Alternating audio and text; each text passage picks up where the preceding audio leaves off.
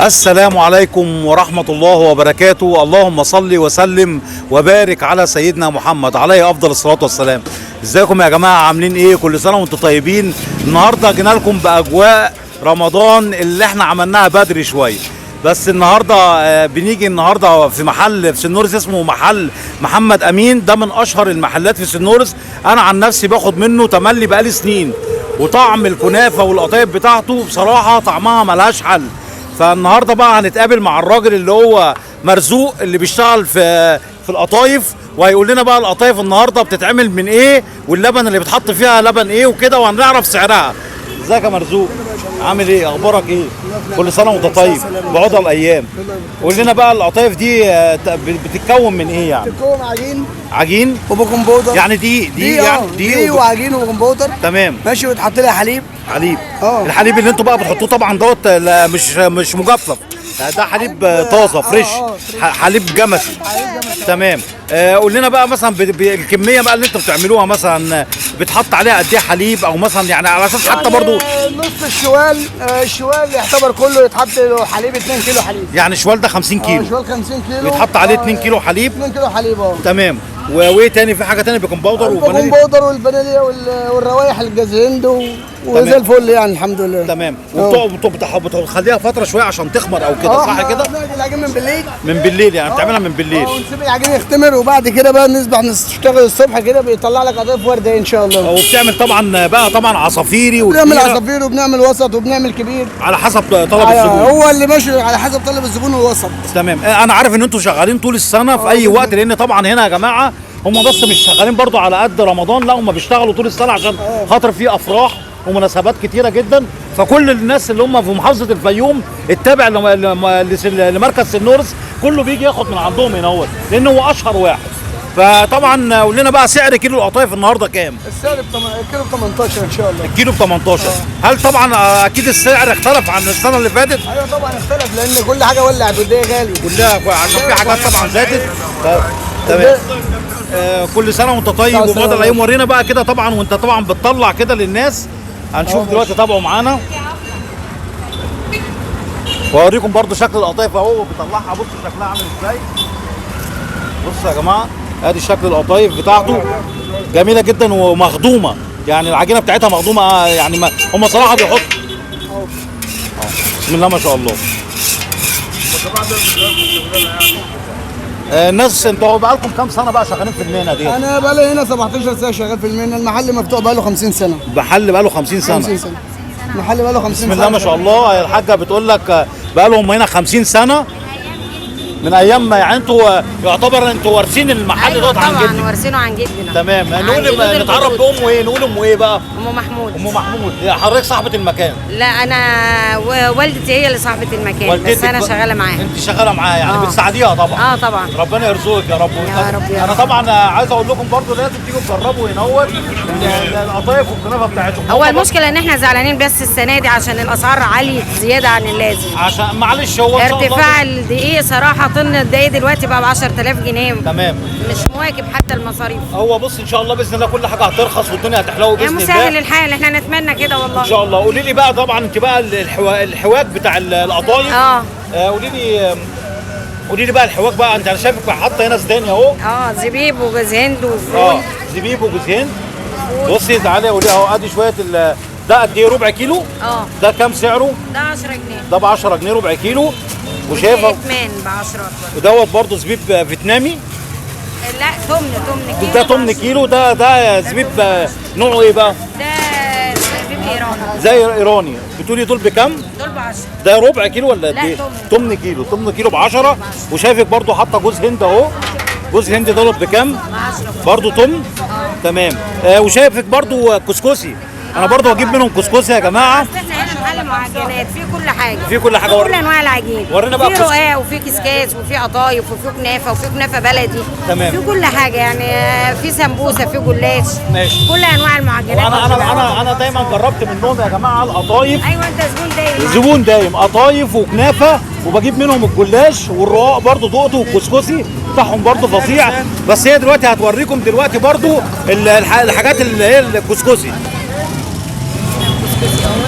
ده الكسكسي اهو. الكسكسي ده قد ايه بقى؟ نص كيلو؟ ده نص كيلو. ده نص كيلو. ده قولي لنا برضه عشان في ناس ما تعرفش الكسكسي ده بيبقى مصنع من ايه؟ قولي لنا برضه. مصنع من الدقيق برضه. من الدقيق وايه ده من تاني؟ الدقيق وميه بس وبيتبخر على النار. دقيق وميه ويتبخر بخر على النار بس. ده نص كيلو بكام؟ ده نص كيلو ب 10 جنيه. ده ب 10 جنيه نص كيلو اهو. تمام. ورينا ايه تاني عندك؟ الرقاق عندك؟ وده كمان الرقاق. ده الرقاق اهو. ده قد ايه بقى؟ ده كيلو. ده كيلو. كام سعره؟ ده ب 27. 27 جنيه. هم برضو اللي بيعملوه صح كده؟ تمام. تسلم ايديك يا ده راجل. مقاس كام بقى؟ مقاس صينيه كام؟ ملوش مقاسات. يعني هو ملوش مقاسات؟ الرقاق ملوش مقاسات. تمام. تسلم ايديك يا راجل. عندي جلاش. ده برضو جلاش اهو. ده بكام سعره؟ اللفه ب 8 جنيه. اللفه ب 8 جنيه. يعني اللفه نص كيلو؟ اه لفه نص كيلو. دي بقى قولي لنا بقى، عرفي الناس عشان برضو ما حدش بيعرف الكنافه دي. البلدي اهم حاجه عندنا. دي الكنافه البلدي دي اللي هي شغل كوز. شغل الكوز. اه ده شغل كوز كنافه. دي بيسموها كنافه بلدي. هوريكم برضو شكلها هناك اهو. دي كام سعرها النهارده؟ ايه؟ كام سعرها؟ سعرها 22 جنيه. 22 جنيه. دي بتختلف ايه؟ عاوز اعرف نقول للناس عن الكنافه الشعر الثانيه، لان الكنافه الشعر بتتعمل على الصينيه على المكنه. يعني ودي بيدخل فيها قمح. دي بيخش فيها قمح؟ المفروض دي بيدخل فيها قمح. تمام. بس انما الكنافه الثانيه بتبقى فاخر بس. اللي هي دي بتبقى دي فاخر بتبقى بس. فاخر بس. تمام. هي بصوا يا جماعه، دي بتبقى طبعا ديت اللي هي يعتبر على الغاز، الصينية، يعني على الصينيه الغاز. اهي شكلها. دي سعرها كله كام؟ على الغاز. دي ب 18. دي ب 18 جنيه. الكنافه بصوا عامله ازاي يا جماعه، وطازه لسه طالعه ومفلفله مش لابسه اهي. بسم الله ما شاء الله. كل سنه وانتم طيبين. وانت طيبه. وهنوريكم بقى دلوقتي برضو الحاج وهو بيعمل بقى الكنافه البلدي. تعالوا تابعوا معانا كده بقى. هنتقابل مع محمد حسن وهنشوفه اللي هو بيعمل الكنافه اللي هي ايه بتقولوا عليها بلدي. الكنافه البلدي. هي دي اساس الكنافه صح كده؟ اساس الكنافه. تمام. قول لي بقى، هل طعمها بيختلف عن الثانيه في الطعم؟ بتاخد نسبه قمح. بتاخد نسبه قمح. لكن وطبعا دي برضو بتتعمل برضو على الصاجه ديت، على النحاس. على النحاس. تمام. سبحان. ورينا بقى كده شغلها بتعملها ازاي. بصوا يا جماعه،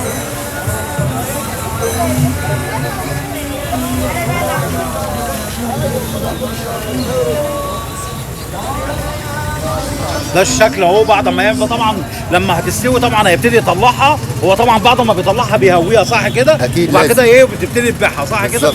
دي برضو بتتعمل برضو منها برضو محشي وكده يعني. هل برضو ناس بتعملها صواني وبتعملها صينيه هي زيها زي الثانيه زي العاديه. بس دي بس بتفرق بقى في الطعم. في الطعم طبعا. تمام. يعني انت لو انت في ناس بتحب دي، في ناس بتحب الآلي. تمام. بصوا شكلها اهو يا جماعه. تعالوا بصوا شكلها اهي اهي. ادي شكلها. ورينا كده اهي. بس انا صراحه دي ما جربتهاش، بس ان شاء الله المره الجايه هجربها. يعني دي دايما صراحه بتلاقيهم بيعملوها بس ما جربتهاش.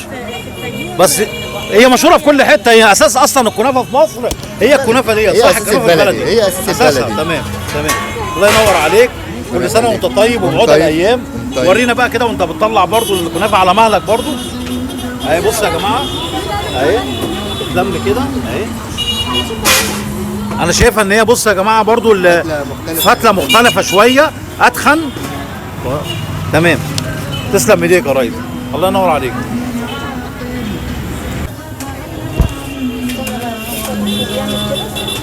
اهو شوفوا يا جماعه. دي بقى انت بتعمل لها زي شكل.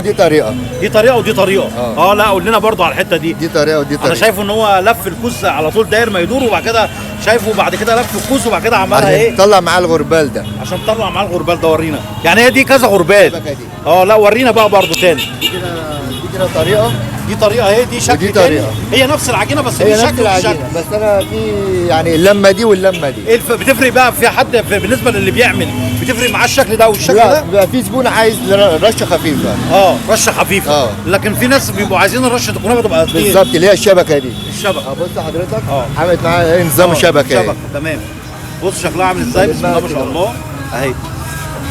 بس لازم نجربها النهارده ونقول لكم طعمها يبقى عامل ازاي. الله ينور عليك يا باشا. الله ينور عليك.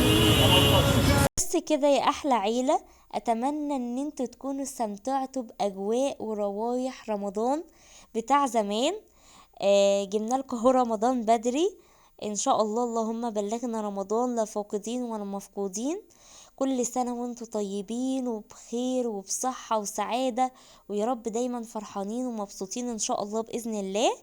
عايزة كمان اقول لكم على حاجة مهمة، ان الكنافة البلدي او كنافة الكوز دي من الطرق البدائية للكنافة.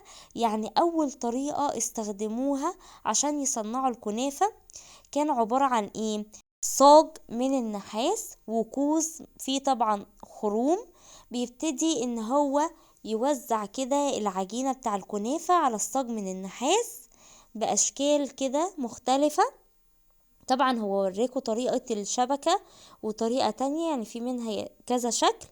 عايزة اقول لكم طبعا ان هي بقت نادرة ومش موجودة، قليل قوي لما حد بيعملها، لان بقى في دلوقتي الصاجة الآلية، ودي طبعا بتكون اسهل بكتير. بس في ناس برضو بتعملها، وانا مبسوطة ان احنا بصراحة لقيناهم بيعملوها. حاجة جميلة جدا ان احنا نتعرف على ايام زمان كانوا بيعملوا ايه، يعني من ادوات بسيطة جدا جدا قدروا ان هم يبتكروا طريقة الكنافة. عايزة اقول لكم كمان ان بابا هنا كان بيشتري بقى القطايف لينا، واحنا طبعا رجعنا وعملناها، كان طعمها تحفة. هتشوفونا بقى دلوقتي وهي ماما بتعملها لنا، وهقول لكم دلوقتي ايه هي سبب تسمية الكنافة او قصة الكنافة. طبعا الكنافة حلوة شعبية كانت قليلة التكلفة في مصر، ابتكرت من اجل موائد الملوك. ولكن عايزة اقول لكم حاجة مهمة، ان الكنافة ليها روايات وقصص كتير جدا، هنعرف منهم روايتين. الكنافة كابتكار مصري، تنسب الكنافة إلى مصر الفاطمية، ويقال إن المصريين استقبلوا بها الخليفة المعز لدين الله الفاطمي حين دخل مصر في شهر رمضان، فأسرع الأهالي لاستقباله وقدموا له العديد من الهدايا، من بينها كانت الكنافة. ويقال إن الكنافة في ذلك الوقت كانت من الحلويات المنخفضة الثمن وشديدة الشعبية في مصر. أما بقى الرواية التانية هي كنافة معاوية. يقال إن الكنافة عرفت في عصر الدولة الأموية، وقد صنعت خصيصا للخليفة الأموي الأول معاوية بن أبي سفيان، حيث قدمت له طعاما في السحور أثناء ولايته في دمشق، وسميت بكنافة معاوية. طبعا بتختلف الروايات، ولحد دلوقتي هم مش عارفين ايه هي الرواية الأصح، فأنا حبيت ان انا افيدكم واحكي لكم الروايتين وتعرفوا قصة إنشاء الكنافة. وزي ما انتوا شايفين كده، ماما طبعا ابتدت بقى ان هي تعمل القطايف، فصصت البلح الرطب ده من النخل بتاعنا، طعمه جميل جدا. وكمان عملت جوز هند بزبيب عشان اللي بيحب القطايف بالبلح عملت له، واللي بيحب برضو بالمكسرات عملت له. طبعا تقدروا تشوها حشوات كتير جدا، كمان في ناس شفتهم بيعملوها نية وبيحشوها نوتيلا، بس انا بصراحة عمري ما جربتها. انا بحبها قوي تكون مقلية وتكون في الشربات، فما جربتهاش قبل كده. وفي بيحشوها طبعا بالكريم باتيسير، وفي طرق كتير ليها، ان شاء الله نبقى نعملها لكم، وماما تعمل لكم طريقة القطايف كمان في البيت عشان المغتربين او عشان اللي مش هيلاقوها في البلاد التانية. فان شاء الله باذن الله ماما تبقى تعملها لكم في البيت بطريقة سهلة وبسيطة، وطعمها بجد جميل جدا. هنا ماما كانت بتحشيها اهي، شايفين بتقفلها ازاي. اهم حاجة تقفلوها كويس عشان ما تفكش في الزيت. وطبعا تقدروا تفرزوها، ماما غلفتها بالشكل ده وبتحطها في الفريزر، يدوبك بس بتطلعها لما تكون هتقليها. يا رب الفيديو يكون عجبكم وتكونوا استمتعتوا معانا بأجواء رمضان، وما تنسوناش في الشير واللايك والاشتراك في القناة، وحطوا لايكات كتير قوي. وإلى اللقاء في فيديو جديد، مع السلامة.